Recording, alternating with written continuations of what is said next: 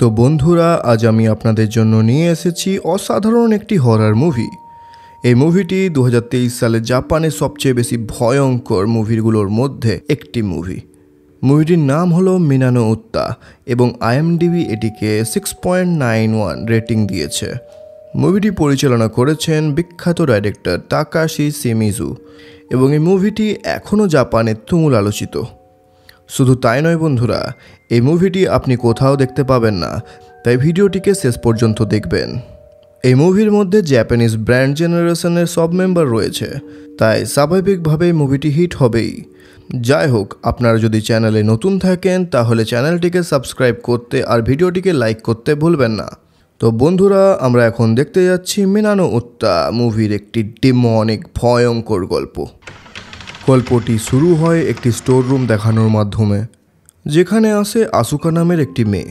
সেই স্টোর রুমটি ছিল একটি রেডিও স্টেশনের মধ্যে এবং আসুকা সেখানেই কাজ করত।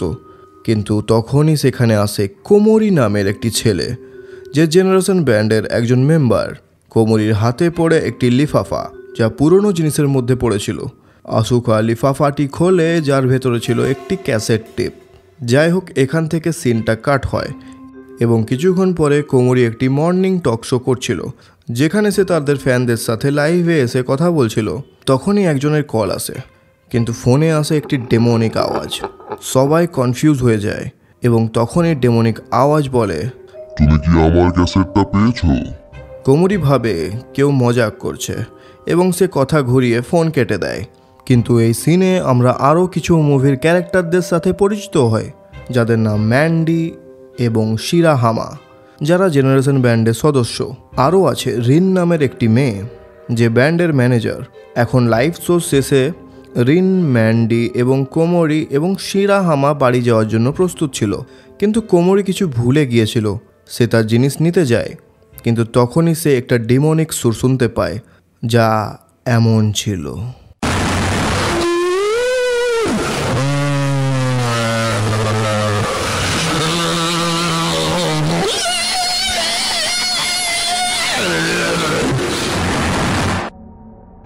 এই সুরটি আমরা পুরো মুভিতে বারবার শুনব, তাই আপনারা এটা মনে রাখবেন।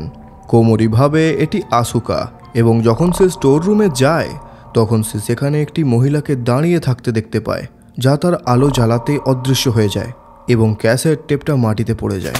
কোমরি ভয় পেয়ে যায়। যাই হোক, সে টেপটি তুলে নেয়। তখনই সেখানে চলে আসে আসুকা। এবার আসুকা সেই টেপটির নাম পড়ে, যা ছিল মিনানো উত্তা। বন্ধুরা, এর মানে হলো লিটারালি এভরিওয়ান সং, অর্থাৎ সবার গান। টেপের লিফাফার উপরে একটি অ্যাড্রেস লেখা ছিল এবং লিফাফার ভেতরে একটি নোট ছিল, যাতে লেখা ছিল, আমার গান শোনো এবং আমি চাই তুমি আমাকে শক্ত করে ধরে রাখো এবং কখনো আমাকে ছেড়ে দিও না। এই নোটটি আপনারা মনে রাখবেন। কিন্তু এখন কোমরি ভয় পেয়ে যায় এবং সে বাড়ি চলে যায়।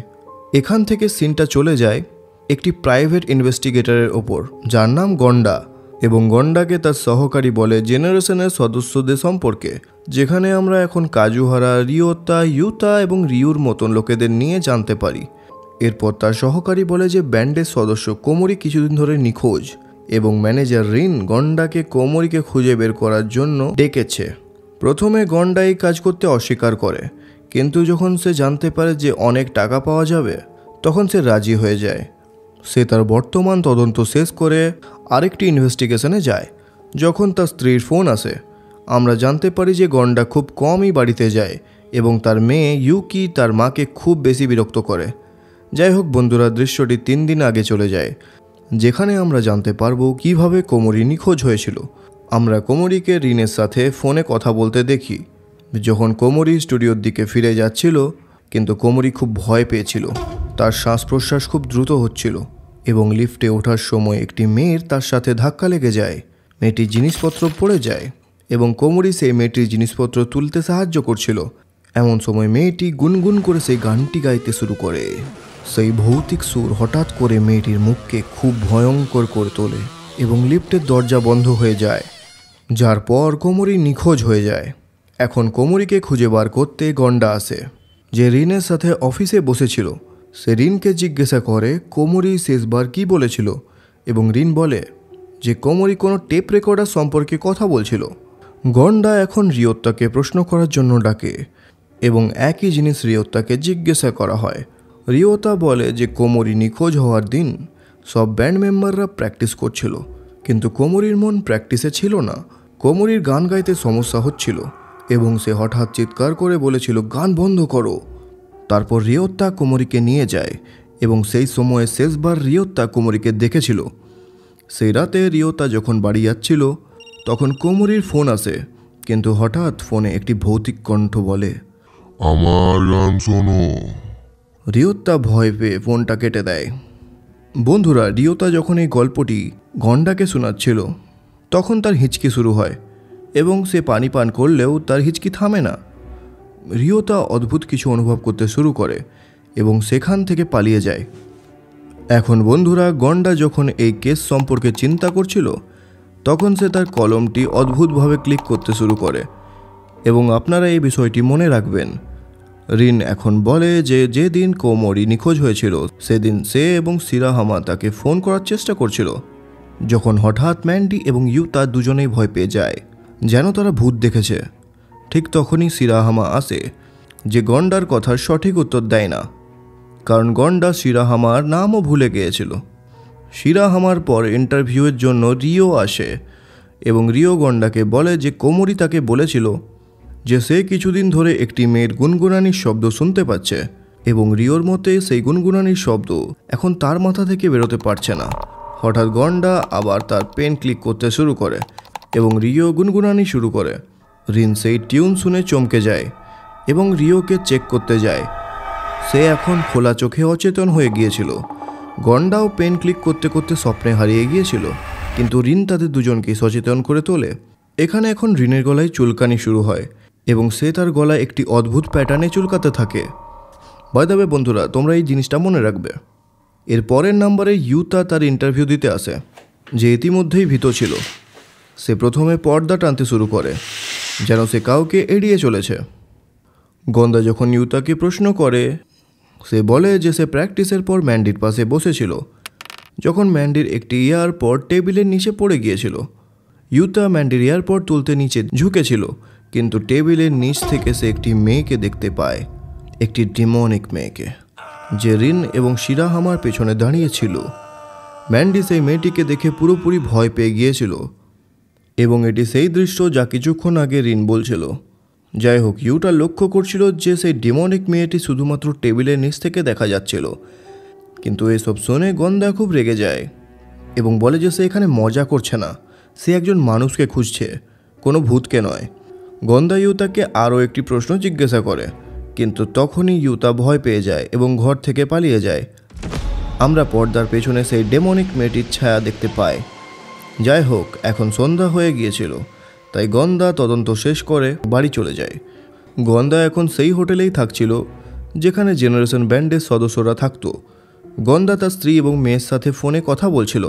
হঠাৎ গন্ডার মেয়ে ইউকি বলে যে, বাবা, আমি কারোর গুনগুনানির শব্দ শুনতে পাচ্ছি। গন্ডা খুব ভয় পেয়ে যায় এবং ইউকির মনে হতে থাকে যে গন্ডা হয়তো অন্য কোনো মহিলার সাথে আছে। ঠিক তখনই ফোন কেটে যায়। ভয়ে গন্ডা হোটেলের বাইরে গিয়ে স্মোক করতে শুরু করে এবং সেই সময় হোটেল থেকে বেরিয়ে রিও চলে যায়। রিও একটি ভেন্ডিং মেশিনের কাছে পৌঁছায় এবং সেখানে তার হুঁশ উড়ে যায় যখন সে দেখে যে একটি মেয়ে ভেন্ডিং মেশিনের ভেতরে কিছু খুঁজছে, খুবই ভয়ানকভাবে। রিও সেই মেয়েটির সাথে কথা বলে, কিন্তু মেয়েটি বলে, তোমার আমার গান কেমন লাগলো? তুমি আজ আমার গান গিয়েছিলে না? ভয়ে রিও পালিয়ে যায়। এবার গন্ডা রিওকে দেখে এবং তার পিছনে যায়। রিও পথে সিরাহামার সাথে ধাক্কা খায় এবং তারা দুজন ম্যান্ডির ঘরে যায়, যেখান থেকে খুব শোরগোল আসছিল।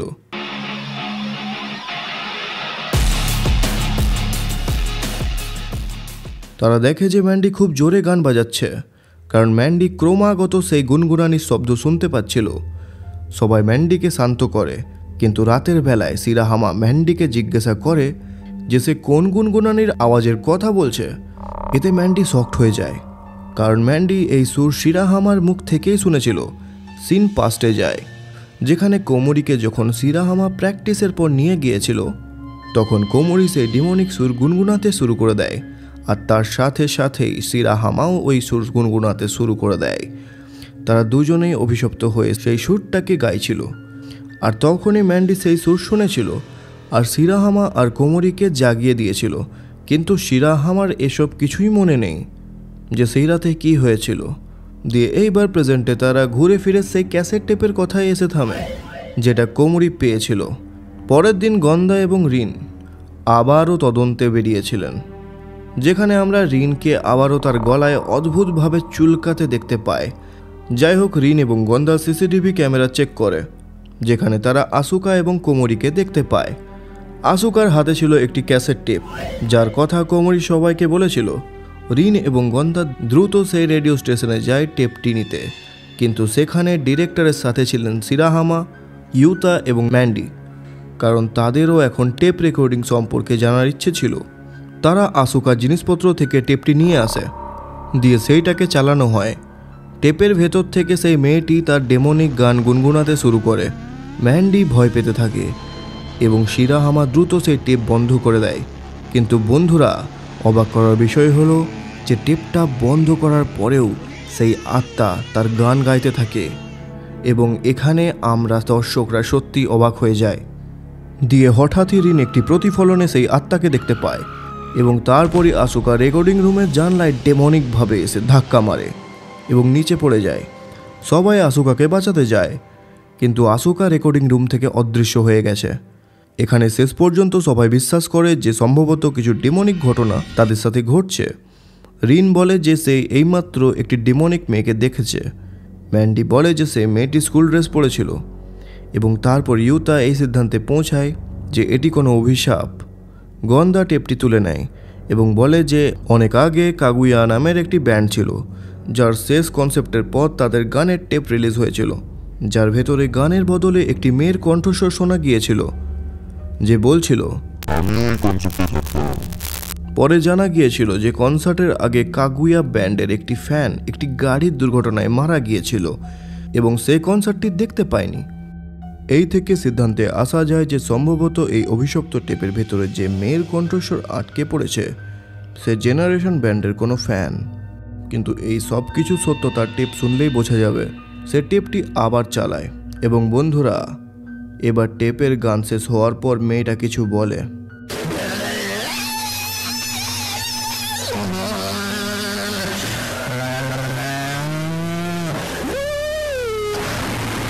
কিন্তু সে যা বলছিল তা কিছুই বোঝা যাচ্ছিল না।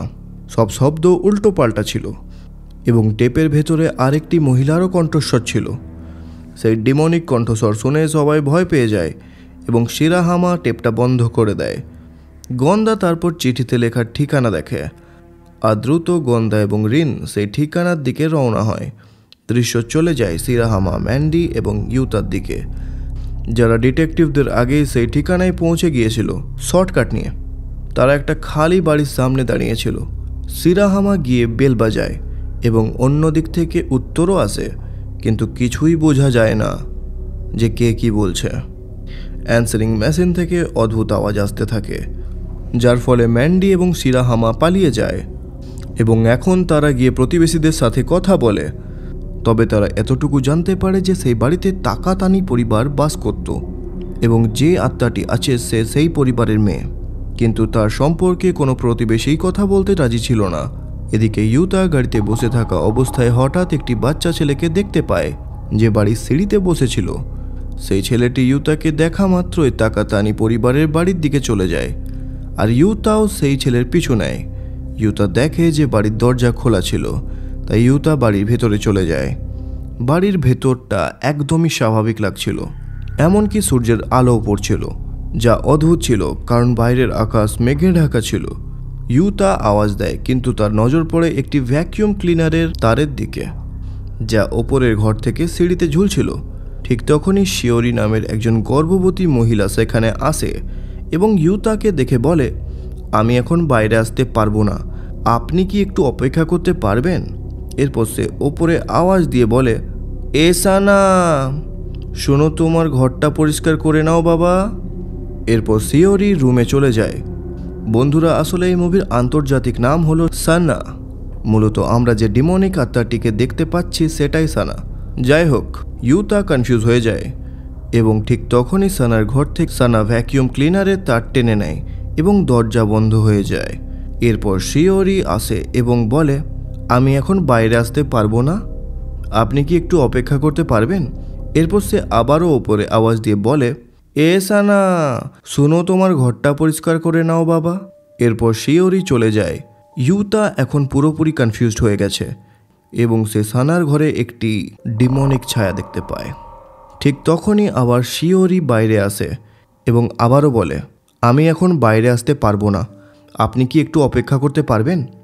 এরপর সে আবারও ওপরের ঘরে আওয়াজ দিয়ে বলে, এ সানা, শোনো, তোমার ঘরটা পরিষ্কার করে নাও বাবা। এরপর শিওরি চলে যায়। ইউতার হাত পা এখন কাঁপতে শুরু করে আর তখনই সানার ঘরের ছায়া নড়াচড়া করতে শুরু করে।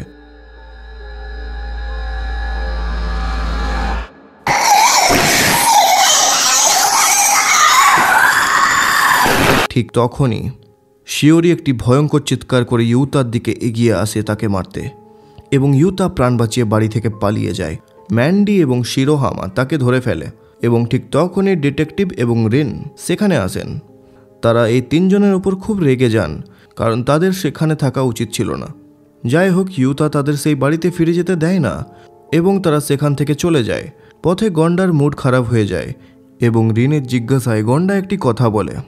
এদিকে শিরাহামা তার আঙুলটি একটি অদ্ভুত প্যাটার্নে নড়াচড়া করতে শুরু করে এবং এই বিষয়টি আপনাদের মনে রাখতে হবে।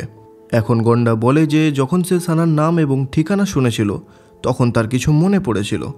স্কুল লাইফে গন্ডা যখন 3য় শ্রেণীতে ছিল তখন একটি মেয়ে স্কুলের ছাদ থেকে পড়ে মারা গিয়েছিল। কেউ জানতো না যে মেয়েটির মৃত্যু কিভাবে হয়েছিল, তাই সবাই মনে করেছিল যে সে আত্মহত্যা করেছিল। স্কুলে একটি গুজব ছড়িয়ে পড়েছিল যে একটি মেয়ে সানা যে অন্য একটি মেয়েকে ছাদ থেকে ধাক্কা দিয়ে মেরে ফেলেছিল। এই কথায় কতটা সত্য আছে তা জানার জন্য রিন, শিরাহামা এবং গন্ডা যায় গন্ডার স্কুলে এবং সেখানে তারা গন্ডার শিক্ষিকার সাথে দেখা করে। তারা প্রথমে পুরনো ফাইলগুলো দেখছিল এবং এখানে ওখানে খোঁজাখুঁজি করতে গিয়ে গন্ডা সানার একটি ছবি পেয়ে যায়। দেখা যায় সানা তাকাতানি সেই মেয়ে।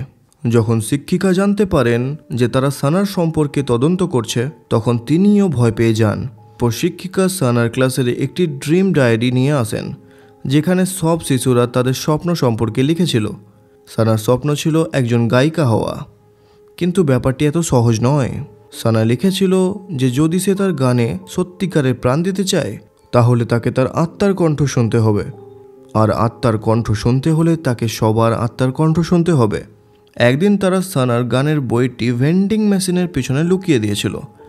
সানা সেই বইটি বের করার চেষ্টা করতে গিয়ে তার হাত খারাপভাবে ছিলে ফেলেছিল। শিক্ষিকা এই দৃশ্য দেখে হতবাক হয়ে যান। তবে শিক্ষিকার কাছে সানা খুব নিরীহ মেয়ে ছিল এবং তিনি নিশ্চিত ছিলেন যে সানা শুধুমাত্র হতাশাগ্রস্ত, আর কিছু নয়। সানা শিক্ষিকাকে তার বানানো একটি সুর শোনায় এবং বন্ধুরা, এটি সেই একই ডিমনিক সুর ছিল। গন্ডা এখন শিক্ষিকাকে সেই মেয়েটি সম্পর্কে জিজ্ঞাসা করে যার মৃত্যু হয়েছিল। শিক্ষিকা বলেন যে মেয়েটির নাম ছিল তাকাগু। আসলে কি হয়েছিল তা শিক্ষিকা বলেন। শিক্ষিকা তাকাগুকে 3টি মেয়ের সাথে ছাদে দেখেছিলেন। শিক্ষিকা তাড়াতাড়ি মেয়েদের দিকে ছুটে গিয়েছিলেন, কিন্তু হঠাৎ তাকাগু ছাদ থেকে পড়ে মারা যায়। কেউ জানতো না যে ছাদে তাকাগু ছাড়া আর কে ছিল। গন্ডা জিজ্ঞাসা করে যে ধাক্কা দেওয়ার পেছনে সানা ছিল কিনা। শিক্ষিকা তৎক্ষণাৎ এই কথাটা অস্বীকার করেন এবং বলেন যে এটি শুধু স্কুলের একটি গুজব ছিল, আর কিছু নয়। শিক্ষিকা এই কথার প্রমাণও দেন, এই বলে যে যেদিন তিনি সানাকে বাড়ি নিয়ে গিয়েছিলেন যখন সানার হাত ক্ষতিগ্রস্ত হয়েছিল তখন তার মা শিওরি তার যত্ন না নিয়ে তাকে অকারণে মারধর করছিল। এটুকুই নয়, একদিন শিক্ষিকার কাছে সানার ফোন আসে যখন সে ভয় পেয়েছিল। ফোন কাটার পর শিক্ষিকা সানার বাড়িতে গিয়েছিলেন আর যা দেখলেন তাতে তিনি খুবই ভয় পেয়ে গিয়েছিলেন। তিনি দেখেন যে সানার বাবা মা মাটিতে বসে আছে আর সানার ঘরের দরজা ভাঙা এবং সানা মারা গেছে। তার গলায় ভ্যাকিউম ক্লিনারে তার জড়ানো ছিল এবং গলায় একটি টেপ রেকর্ডার ছিল। শিক্ষিকার মতে এর মানে হলো আসল শয়তান সানা নয় বরং তার মা বাবা। এই তথ্য নিয়ে 3 জন সানার বাড়িতে যায় এবং তার বাড়ির সামনে ফুল রাখা হয়, প্রার্থনা করা হয় এবং শেষ পর্যন্ত তারা বুঝতে পারে যে সানা তার টেপ রেকর্ডিং 30 বছর আগে রেডিও স্টেশনে কেন পাঠিয়েছিল। কারণ সে চেয়েছিল যে তার গান সবাই শুনুক, পুরো বিশ্ব শুনুক। কিন্তু 30 বছর ধরে তার টেপ রেকর্ডিং কেউ স্পর্শ করেনি। রেডিও স্টেশনে ফিরে গিয়ে সবাই জড়ো হয় এবং গন্দা বলে যে সে এই টেপ ব্যবহার করে খুঁজে বের করার চেষ্টা করবে যে সানা কোমরিকে কোথায় লুকিয়ে রেখেছে এবং কোমরিকে কিভাবে মুক্ত করা যেতে পারে। সম্ভবত সানা শান্তি পেলে এই অভিশাপ শেষ হয়ে যাবে। গন্দা সেখান থেকে বেরিয়ে যায় এবং গাড়িতে বসে সে সেই টেপটি বাজায়। কিন্তু এবার টেপে সানার কণ্ঠ স্পষ্টভাবে শোনা যায়। আমরা জানতে পারি যে সানা কিভাবে এই টেপ রেকর্ডিংটা করেছিল। সর্বপ্রথম সানা একটি বিড়ালের কথা বলে, যেটিকে সানা দড়ি দিয়ে ফাঁস লাগিয়ে মেরে ফেলে। বিড়ালের কান্নার শব্দ শুনে গন্দা ভয় পেয়ে যায়। এরপর সানা একটি মেয়ের কথা বলে এবং গন্দা কিছু মেয়ের কণ্ঠ শুনতে পায়। তারপর চিৎকারের শব্দ শোনা যায়, যার পরে কারো পড়ে যাওয়ার শব্দ শোনা যায়। সে আর কেউ নয়, তাকাগু, যে পড়ে গিয়ে মারা গিয়েছিল। গন্দা বুঝতে পারে যে সানাই তাকাগুকে ছাদ থেকে মেরে ফেলেছিল। সানা এরপর একটি ছেলের কথা বলে, যার নাম ছিল তোশিও। এখানে গন্দার একটি ভিশন আছে। ভিশনে আমরা শিওরিকে দেখি, যে এক রাতে ঘুম থেকে উঠে একটি অদ্ভুত থপথপ শব্দ শুনতে পায়। সে চাদর তুলে দেখে এবং তার ডেমনিক মেয়েকে দেখতে পায়, যে শিওরির গর্ভের শিশুর উপর থপথপ করছিল। সেই শিশুর নামই তোশিও হবে পরে। এবার গন্দা তোশিওর হৃদস্পন্দন শুনতে পায়। হঠাৎ তার মনে পড়ে যে তার পেনের ক্লিকের শব্দ, রিনের অদ্ভুতভাবে চুলকানো, সিরাহামার আঙ্গুলের ঠকঠক শব্দ, রেওতার হিচকি হওয়া, এসবই তোশিওর হৃদস্পন্দনের সাথে মিলে যাচ্ছিল। আর এর মধ্যেই সানা তার গান গাইছিল। সানার গান এসব শব্দের সাথে মিলে একটি তাল তৈরি করেছিল। এখানে গন্দা বুঝতে পারে যে সানা এটাই চেয়েছিল, যে তার গানের আত্মা অন্যান্য আত্মাদের সাথে কথা বলুক। আর এই জন্যই সানা ইচ্ছাকৃতভাবে মানুষ মারা শুরু করেছিল। আর সে ছিল একটা ইভিল ডেমনিক মেয়ে। তখনই গন্ধার কাছে টিচার চলে আসে। এরপর সিন চলে যায় ম্যান্ডির দিকে। আমরা দেখি যে হঠাৎ ম্যান্ডির কানে সানার গানের আওয়াজ আসতে শুরু করে। ম্যান্ডি সেই আওয়াজের পিছনে ছুটে যায়। অন্যদিকে রিওতা তখন গোসল করছিল এবং তার হিচকি তখনও থামেনি। গোসলের সময় সে সানার গানের আওয়াজ শুনতে পায় এবং তখনই তার পিঠে একটা ডিমনিক হাত আসে আর তাকে টেনে নিয়ে চলে যায়। রিওতা অদৃশ্য হয়ে যায়, কিন্তু রিওতার আওয়াজ শুনে রিও যেখানে আসে। যখন রিও তাকে কোথাও খুঁজে পায় না, তখন এদিক ওদিক খুঁজতে থাকে সে। তখন সে দেখে যে বিছানার ভেতরে কেউ শুয়ে আছে, কিন্তু রিমোট ফেলার পর সেখানে কেউ নেই। রিও আবার সানার গানের আওয়াজ শুনতে পায় বিছানার পাশ থেকে এবং তখনই দেখা যায় সানা, যে বিছানার ভেতরে ঢুকেছিল। সানা হঠাৎ করে হামাগুড়ি দিয়ে চাদরের মধ্যে চলে আসে এবং তারপর ভুতুড়েভাবে রিওকে আক্রমণ করে নিজের সাথে নিয়ে চলে যায়। একই সময়ে গন্দাকে শিক্ষক কিছু বলতে থাকে, যে সানা হয়তো আরেকটি দিক ছিল যা শিক্ষক উপেক্ষা করেছিলেন। যেমন যখন শিক্ষক সানার নোটবুক খুঁজছিলেন, তখন সানা ভয়ঙ্করভাবে নিজের রক্ত চাটছিল।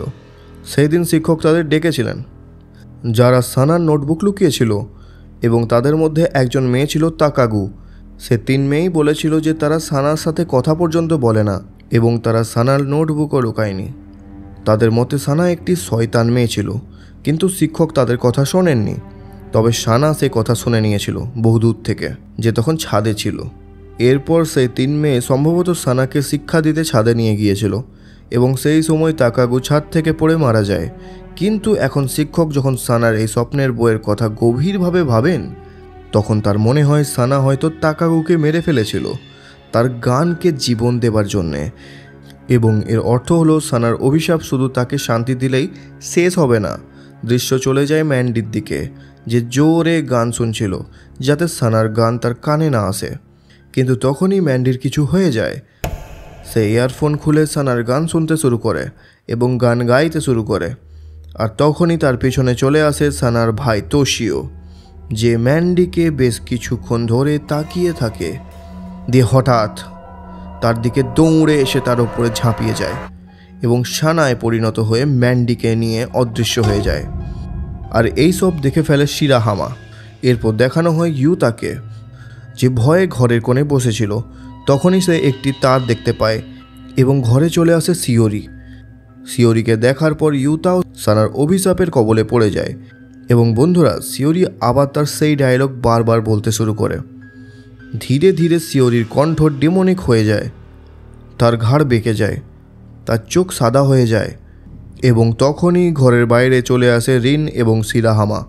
তারা দুজন ইউতাকে ডাকতে থাকে, কিন্তু ইউতার ঘর থেকে শিওরির কণ্ঠ ভেসে আসছিল এবং তাদের দুজনের ঘরের ভেতরে আসার আগেই সানার অভিশাপ ইউতাকে নিয়ে চলে যায়। এখন শেষ পর্যন্ত বাকি ছিল রিন, শিরাহামা, গন্দা। তারা তিনজন বসে মিটিং করে। গন্দা তাদের সানার আসল সত্য বলতে থাকে এবং এখন অভিশাপ শেষ করার জন্য তাদের তিনজনকে কিছু করতেই হবে। আর তাই তারা যায় সানার বাড়িতে। বাড়িটি এবার ভেতর থেকে একদম ধ্বংসস্তূপে পরিণত হয়েছে। ঘরের দরজা সিঁড়ির পাশেই পড়েছিল। গন্দা দরজাটি সরিয়ে দেয় এবং তারপর রিনের কিছু অদ্ভুত অনুভূতি হয়। তারা তিনজন এগোতে থাকে, কিন্তু তখনই আয়নায় তারা তিনজন সানার অতীত দেখতে পায়, যেখানে সানা তাদের বলবে যে তার সাথে কি হয়েছিল। আমরা সানার দরজার বাইরে একটি ভ্যাকিউম ক্লিনার ঝুলতে দেখি এবং সানা ঘরের ভেতরে তার সেই গান গুনগুন করছিল। সানার বাবা এসে সানাকে বলছে যে এই তার কেন ঝুলছে এবং সানা উত্তর দেয় যে এই তার দরজায় আটকে গেছে, তাই এটাকে বাইরে থেকে টানো। সানার বাবা তার টানতে শুরু করে এবং সানা বলে আরও জোরে টানো, আরও জোরে টানো, নইলে আমার দরজা আর কোনো দিনও খুলবে না। সানার বাবা তারটা আরও জোরে টানতে থাকে এবং সানার মাও এসে তার টানতে সাহায্য করে। সানা ঘরের ভেতর থেকে জোরে জোরে হাসতে থাকে। সানার বাবা মা সিঁড়ির অন্যদিকে চলে যায়, তাই তারা দেখতে পায় না যে সানার ছায়া জানলায় পড়ছিল। তখন আমরা বুঝতে পারি যে সানা ইচ্ছাকৃতভাবে সেই তার গলায় জড়িয়ে রেখেছিল, যাতে তার বাবা মা তাকে মেরে ফেলে। যার পর সানার আত্মা তার সেই ডিমনিক গানটি সম্পূর্ণ করে এবং একটি অভিশাপে পরিণত করে। এটি দেখে রিনের কিছু একটা হয়ে যায় এবং সে সানাকে বাঁচানোর জন্য দৌড়ায়, কিন্তু রিনের ঘরে যাওয়ার সাথে সাথেই দরজা বন্ধ হয়ে যায়। সানা ঘরে তার গলায় বেঁধে ঝুলেছিল, কিন্তু মরতে মরতেও সে তার কণ্ঠ রেকর্ড করছিল এবং সেই গানটি গাইছিল। বর্তমান সময়ে ঘরের বাইরে তোষিয়ে প্রবেশ করে এবং দরজা ধীরে ধীরে খুলতে শুরু করে। এদিকে অতীতে তার টানতে টানতে সানার বাবা মা অভিশাপে আক্রান্ত হয় এবং তারা পাগলের মতন হাসতে হাসতে তার টানতে থাকে, যেন তারা জানে যে তাদের মেয়ে মারা যাচ্ছে, কিন্তু তাদের তাতে কিছু যায় আসে না। গন্ডা এবং শিরাহামা এখন হতবাক হয়ে গেছে, কিন্তু তখনই ঘর থেকে ধীরে ধীরে বেরিয়ে আসে ডিমনিক সানা। সে তার ডিমনিক গান গাইছিল, তার শরীরে তার জড়ানো ছিল এবং সে সিঁড়ি বেয়ে বাতাসে ভেসে নিচে নেমে আসে গন্ডা এবং শিরাহামাকে তার গান শোনানোর জন্য। দুজনেই ভয়ানকভাবে কাঁপতে থাকে, কিন্তু রিন অতীতে পৌঁছে গেছে, কারণ বন্ধুরা রিন সানার ব্যথা অনুভব করছিল। তা সে যতই ডিমনিক হোক না কেন, শেষ পর্যন্ত সানাও একজন মানুষ ছিল। দিয়ে হঠাৎ গেট ভেঙে যায়। সানা গেটের সাথে সিঁড়ি থেকে নিচে পড়ে যায়, কিন্তু তার আগেই রিন সানাকে ধরে ফেলে। এবং এখন যদি তোমাদের মনে থাকে, সানা তার গানের টেপের সাথে একটি চিঠি লিখেছিল, আমাকে ধরে রাখো এবং কখনো আমাকে ছেড়ো না। তাই এখন রিন ঠিক তাই করে। সে সানাকে শক্ত করে ধরে রাখে এবং তাকে ছাড়ে না। এদিকে ডিমনিক সানা সিঁড়ি বেয়ে একদম নিচে নেমে আসে তার গান গাইতে গাইতে, এবং সে খুবই ভয়ানক ছিল।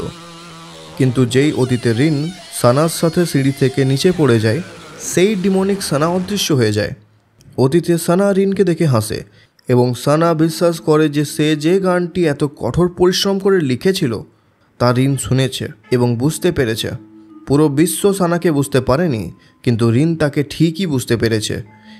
এরপর রিন বর্তমান সময়ে সেই ভাঙ্গা গেটের পেছনে পৌঁছে যায়। গন্দা এবং শিরাহামা তৎক্ষণাৎ রিনকে উঠতে সাহায্য করে।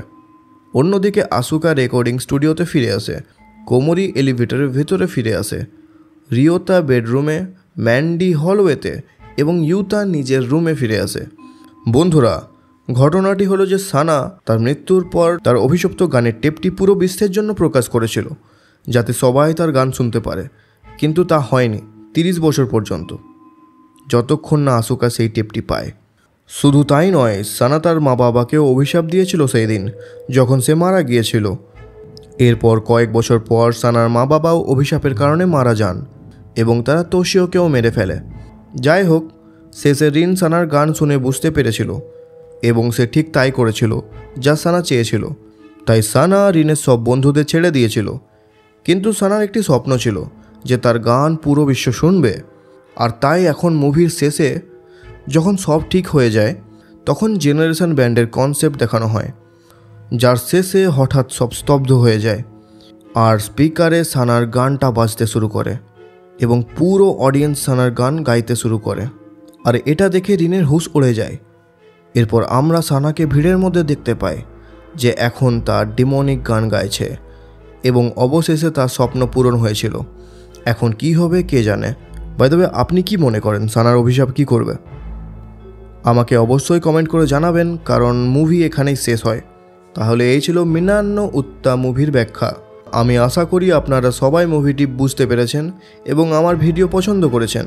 মুভি এক্সপ্লেনেশনের ভিডিওটি ভালো লাগলে ভিডিওটিকে লাইক করে দেবেন আর চ্যানেলটিকে সাবস্ক্রাইব করে নেবেন, যাতে এরম আরও অসাধারণ মুভি এক্সপ্লেনেশন ভিডিও আমরা আপনাদের কাছে পৌঁছে দিতে পারি। তো আবার নিউ ভিডিওতে দেখা হবে।